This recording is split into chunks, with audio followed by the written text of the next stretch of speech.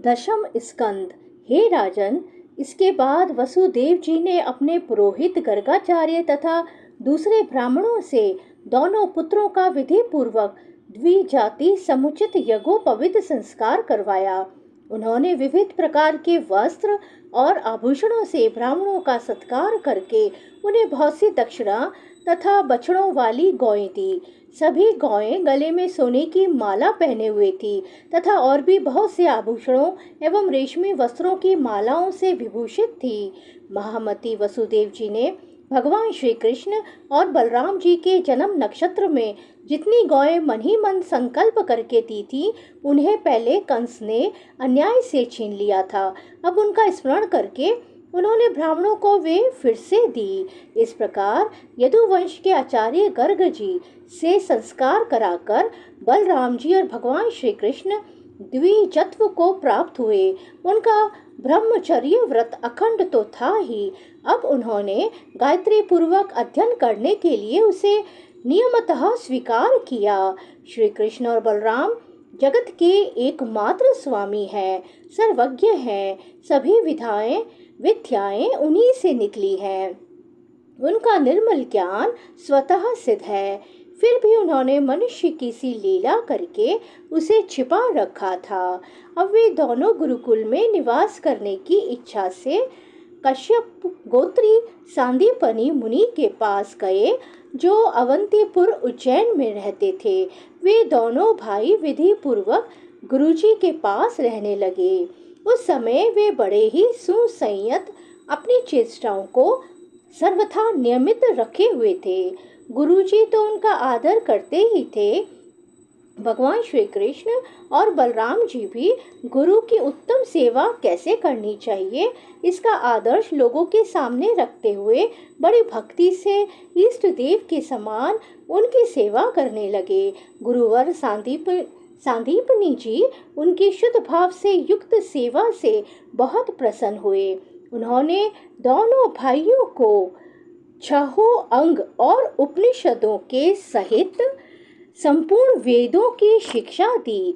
इनके सिवा मंत्र और देवताओं के ज्ञान के साथ धनुर्वेद, मनुस्मृति आदि धर्मशास्त्र, मीमांसा आदि वेदों का तात्पर्य बतलाने वाले शास्त्र, तर्क विद्या, न्याय शास्त्र आदि की भी शिक्षा दी। साथ ही संधि, विग्रह, यान, आसन, द्वैध और आश्रय, इन 6 भेदों से युक्त राजनीति का भी अध्ययन कराया। परीक्षित, भगवान श्री कृष्ण और बलराम सारी विद्याओं के प्रवर्तक हैं। इस समय केवल श्रेष्ठ मनुष्य का सा व्यवहार करते हुए वे अध्ययन कर रहे थे। उन्होंने गुरुजी के केवल एक बार कहने मात्र से सारी विद्याएं सीख ली। केवल 64 दिन रात में ही संयमी शिरोमणि दोनों भाइयों ने 64 कलाओं का ज्ञान प्राप्त कर लिया। इस प्रकार अध्ययन समाप्त होने पर उन्होंने सांदीपनि मुनि से प्रार्थना की कि आपकी जो इच्छा हो गुरु दक्षिणा मांग ले। महाराज, सांदीपनि मुनि ने उनकी अद्भुत महिमा और अलौकिक बुद्धि का अनुभव कर लिया था, इसलिए उन्होंने अपनी पत्नी से सलाह करके यह गुरु दक्षिणा मांगी कि प्रभास क्षेत्र में हमारा बालक समुद्र में डूबकर मर गया था, उसे तुम लोग ला दो। बलराम जी और श्री कृष्ण का पराक्रम अनंत था, दोनों ही महारथी थे। उन्होंने बहुत अच्छा कहकर गुरुजी की आज्ञा स्वीकार की और रथ पर सवार होकर प्रभास क्षेत्र में गए। वे समुद्र तट पर जाकर क्षण भर बैठे रहे। उस समय जानकर कि ये साक्षात परमेश्वर है, अनेक प्रकार की पूजा सामग्री लेकर समुद्र उनके सामने उपस्थित हुआ। भगवान ने समुद्र से कहा, समुद्र, तुम यहाँ अपनी बड़ी बड़ी तरंगों से हमारे जिस गुरु पुत्र को बहा ले गए थे, उसे लाकर शीघ्र हमें दो। मनुष्य भेषधारी समुद्र ने कहा, देवाधिदेव श्री कृष्ण, मैंने उस बालक को नहीं लिया है। मेरे जल में पंचजन नाम का एक बड़ा भारी दैत्य जाति का असुर शंख के रूप में रहता है।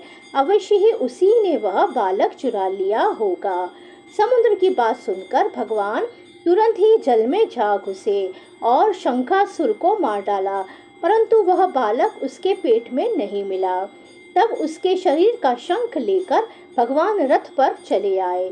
वहां से बलराम जी के साथ श्री कृष्ण ने यमराज की प्रियपुरी संयमिनी में जाकर अपना शंख बजाया।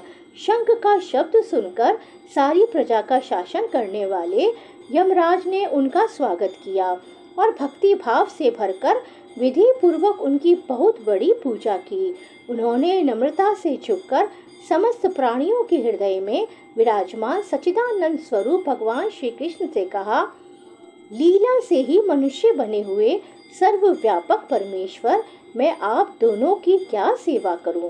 श्री भगवान ने कहा, यमराज, यहाँ अपने कर्म बंधन के अनुसार मेरा गुरु पुत्र लाया गया है। तुम मेरी आज्ञा स्वीकार करो और उसके कर्म पर ध्यान न देकर उसे मेरे पास ले आओ। यमराज ने जो आज्ञा कहकर भगवान का आदेश स्वीकार किया और उनका गुरु पुत्र ला दिया। तब यदुवंश शिरोमणि भगवान श्री कृष्ण और बलराम जी उस बालक को लेकर उज्जैन लौट आए और उसे अपने गुरुदेव को सौंपकर कहा कि आप और जो कुछ चाहे मांग लें। गुरुजी ने कहा, बेटा, तुम दोनों ने भली भांति गुरु दक्षिणा दी, अब और क्या चाहिए? जो तुम्हारे जैसे पुरुषोत्तमों का गुरु है, उसका कौन सा मनोरथ अपूर्ण रह सकता है? वीरों, अब तुम दोनों अपने घर जाओ। तुम्हें लोगों को पवित्र करने वाली कीर्ति प्राप्त हो। तुम्हारी पढ़ी हुई विद्या इस लोक और परलोक में सदा नवीन बनी रहे, कभी विस्मृत ना हो। बेटा परीक्षित फिर गुरुजी से आज्ञा लेकर वायु के समान वेग और मेघ के समान शब्द वाले रथ पर सवार होकर दोनों भाई मथुरा लौट आए। मथुरा की प्रजा बहुत दिनों तक श्री कृष्ण और बलराम को न देखने से अत्यंत दुखी हो रही थी। अब उन्हें आया हुआ देख सब के सब परमानंद में मग्न हो गए, मानो खोया हुआ धन मिल गया हो।